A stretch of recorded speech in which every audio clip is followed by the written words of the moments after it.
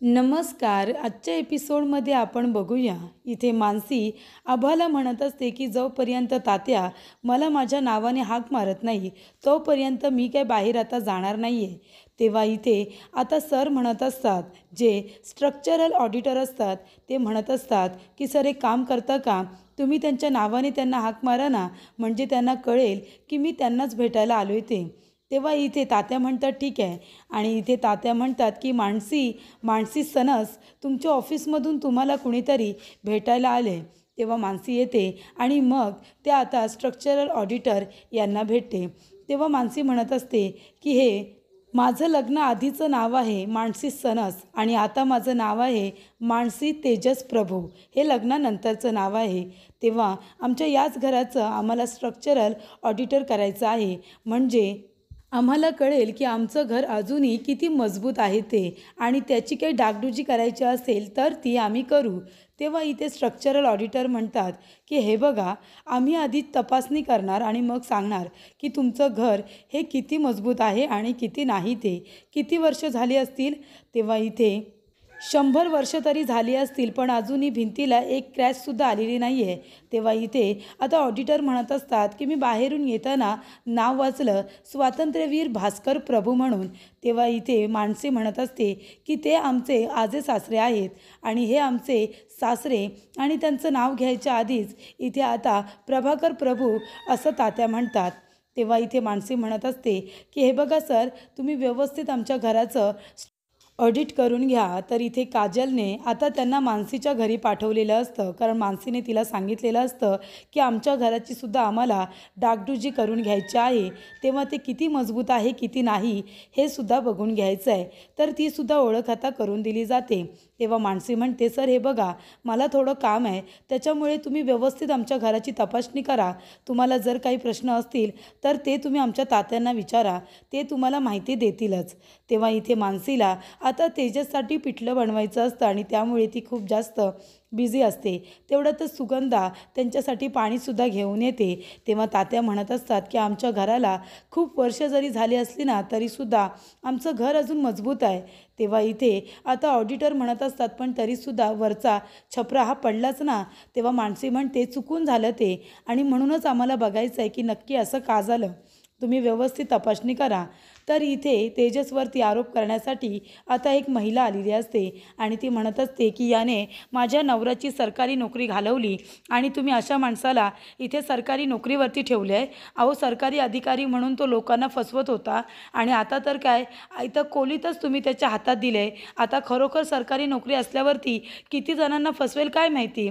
तेव्हा इथे आता कर्मचारीसुद्धा म्हणत असतात नाहीतर काय, मी आधीच म्हणालो होतो ना, हा माणूस दिसतोय तसा नाही आहे. याचे खायचे दात वेगळे आणि दाखवायचे दात वेगळे आहे, आणि त्याने आज ते सिद्ध केलं. हा एक नंबरचा फसवाच आहे. तेव्हा इथे आता सर म्हणत असतात हे बघ, तू गप्प बस, तू जास्त काय बोलू नकोस याच्यामध्ये, तुला माहिती आहे का प्रकार काय आहे ते.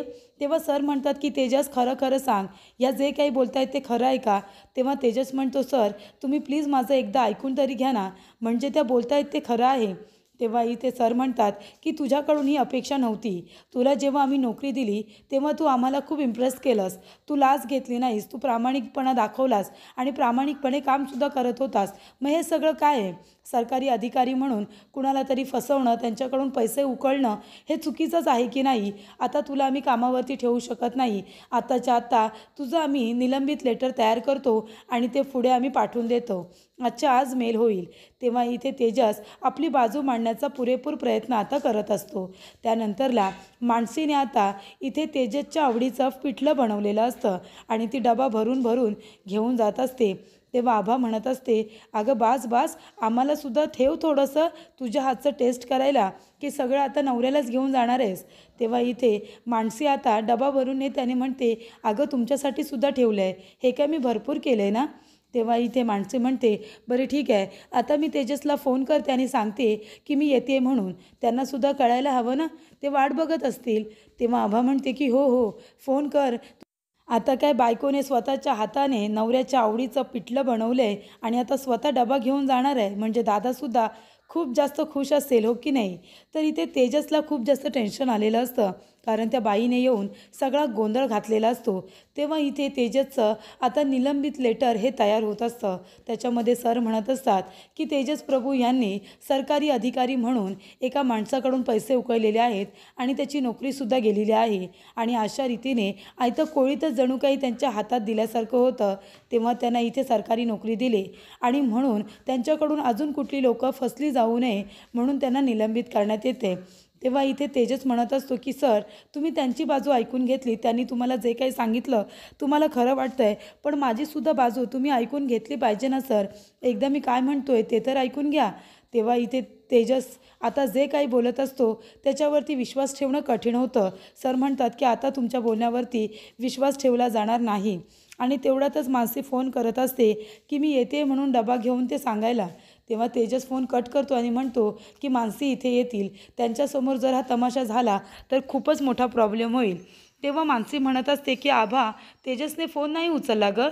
तेव्हा आभा म्हणते, अगं वहिनी, दादा कामात असेल ना, आणि तसंही तू डबा घेऊन जाणार आहेस हे दादाला माहिती आहे, मग तू जा ना डबा घेऊन, आणि तसंही दादाला आनंदच होईल तू गेल्यानंतर। तिथे जा आणि स्वतःच्या हाताने खाऊ घाल ना त्याला घास, म्हणजे त्याला खूप जास्त आनंद होईल। मानसी म्हणते, आभा तू काही बोलतेस का गं? आणि ती आता डबा घेऊन निघतच असते।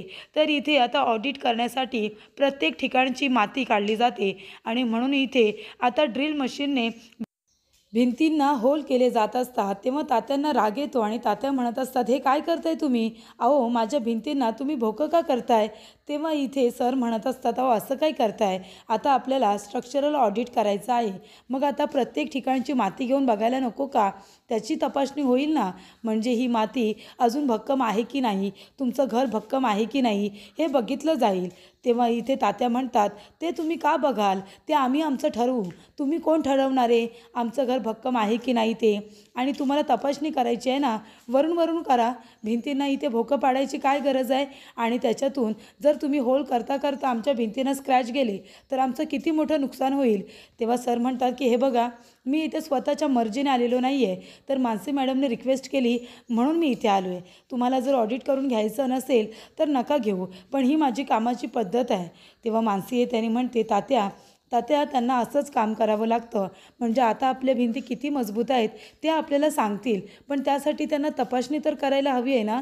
थोडीफार अशी माती घेतील आणि मग त्याची तपासणी करतील तात्या, त्याशिवाय आपल्याला कसं कळेल की आपलं घर किती मजबूत आहे आणि किती नाही?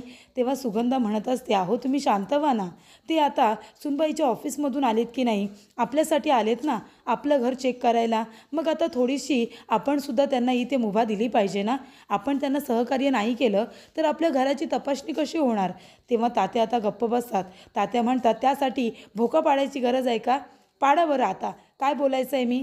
त्यानंतरला तेजसचं आता निलंबित करणारं जे लेटर असतं ते तयार होत असतं, ड्राफ्टमध्ये आता तयार झालेलं असतं।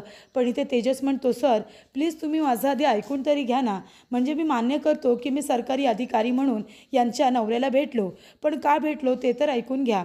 तेव्हा इथे सर म्हणतात, हे बघ, तू कुठल्याही अर्थी भेटला असलास तरीसुद्धा हे चुकीचं आहे की नाही, पण काय झालं आहे ते सांग। तेव्हा इथे आता ती बाई म्हणत असते, नाही, तुम्ही यांचं काही ऐकून घेऊ नका। अहो, सरकारी अधिकारी म्हणून एखाद्या माणसाला फसवणं, त्याची नोकरी घालवणं, याच्यामुळे माझा नवरा जेलमध्ये जाऊन बसला आहे। तेव्हा इथे तेजस म्हणत असतो की ताई, एका प्रश्नाचं उत्तर द्या, तुमच्या घरामध्ये खूप सारा काळा पैसा भेटला, हा मी ठेवलेला होता की तुमच्या नवऱ्याने ठेवलेला होता? आता ते मला सांगा। आणि काळा पैसा हा मुळात तुमचा नव्हताच, म्हणून तो आता सरकारच्या ताब्यात आहे आणि सुरक्षित आहे, तुम्ही काळजी करू नका। आणि तुम्ही म्हणाल ना की मी तुमच्याकडून जे पैसे उकळले ते मी माझ्यासाठी उकळले नव्हते, तर ते पैसे ज्याचे होते त्याच्याकडे ते सुखरूप आहेत आणि ते पैसे माझ्या मित्राचे होते। तुमचा नवरा हा नगर अध्यक्ष आहे, बरोबर की नाही? आता नगर अध्यक्ष म्हणाल्यानंतर लोकांच्या तुमच्या नवऱ्याकडून अपेक्षा होत्या, अजय चौधरी त्याचं नाव सर, आणि मग माझ्या मित्राला नोकरीची गरज होती, शिक्षण खूप असल्यामुळे चांगल्या नोकरीची अपेक्षा होती, तर यांच्या नवऱ्याने त्याच्याकडून पैसे मागितले आणि एवढे पैसे मागितले ते देण्यासाठी माझ्या मित्राला त्याचं घर गहाण ठेवावं लागलं। त्याच्याकडे जे काही पैसे होते ते घेऊन त्याला काही लोकांकडून पैसे मागावे लागले उधारीवरती। तो गरीब माणूस होता, सामान्य घरातला मॅडम, श्रीमंत नव्हता माझा मित्र, आणि ते पैसे तुमच्या नवऱ्याला दिले तर तुमच्या नवऱ्याने काय केलं, त्याला त्याला नोकरी दिली नाही, उलट त्याला फसवलं आणि म्हणून म्हणून मी तुमच्या नवऱ्याला फसवून त्याच्याकडून माझ्या मित्राचे पैसे उकळले आणि त्याला जेलमध्ये पाठवलं. हा गुन्हा त्यांचा आहे, माझा नाही. याच्यामध्ये माझी काही चुकी नाही आहे. आज ते जेलमध्ये जाऊन बसलेत ना, हे त्यांच्या चुकीमुळे. तेव्हा इथे मॅडम म्हणत असतात, हे काय बोलतोयस तू? तुझ्यामुळे माझा नवरा जेलमध्ये आहे आणि तू उलट मलाच बोलतोयस. तेव्हा इथे सर म्हणत असतात, हे बघा मॅडम, तुम्ही इथे आलात, तुम्ही तेजसच्या अंगावरती साई फेकलीत. तुम्हाला जर एवढाच तो चुकीचा वाटतो तर तुम्ही त्याच्या विरोधामध्ये पोलीस कंप्लेंट का नाही केली? आणि राहिला प्रश्न त्याला नोकरीवरती ठेवायचं की नाही, ते आम्ही ठरवू, ते तुम्ही आम्हाला सांगू नका. आता तुम्ही गेलात तरी चालेल. तेव्हा इथे आता तेजस म्हणत असतो की सर थँक्यू, तुम्ही निदान माझं ऐकून तरी घेतलं.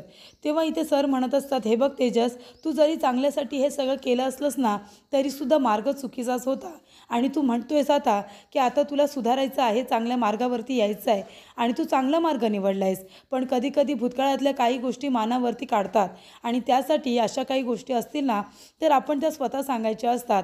कुठली तरी तिसरी व्यक्तीने सांगितली की गैरसमज पसरतात. त्याच्यामुळे आता जर काही असं असेल ना, तर स्वतःहून सांगत चल आणि अशा गोष्टी जर असतील तर त्या आधी आम्हालाही माहिती असलेल्या बऱ्या. त्यानंतरला इथे मानसी डबा घेऊन निघालेली असते. तेव्हा तेजस म्हणत असतो, नाही नका येऊ तुम्ही आता. तेव्हा मानसी म्हणते, तेजस खरंच सॉरी, मी मगाशीच निघाले होते पण काम होतं ना म्हणून लवकर येता आलं नाही. तेव्हा तेजस म्हणतो, नाही काही हरकत नाही आहे लकी चांप, इथे ऑफिसमध्ये होतं जेवण, तिथेच मी जेवलं. तुम्ही नाही आलात ना ते बरं झालं, तुमची फेरी वाया गेली असती. तेव्हा मानसी म्हणते, खरंच ना, खरंच तुम्ही रागवलं नाही आहेत ना, पोटभर जेवलात ना तुम्ही? तेव्हा इथे तेजस म्हणतो, हो मी पोटभर जेवले, तुम्ही नका काळजी करू. तेव्हा इथे मानसी म्हणते, नाहीतर मी येते ना, मी निघालेच आता.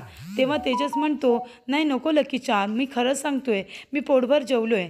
तेव्हा तेजस म्हणत असतो की मी आता फोन ठेवतो, मला जरा काम आहे. आणि फोन ठेवल्यानंतर तेजस म्हणत असतो की लकी चार्म, मी तुम्हाला सांगणार आहे की मी संपतरावांच्या आयुष्यामध्ये का आलो होतो, तर त्यांना फसवण्यासाठी.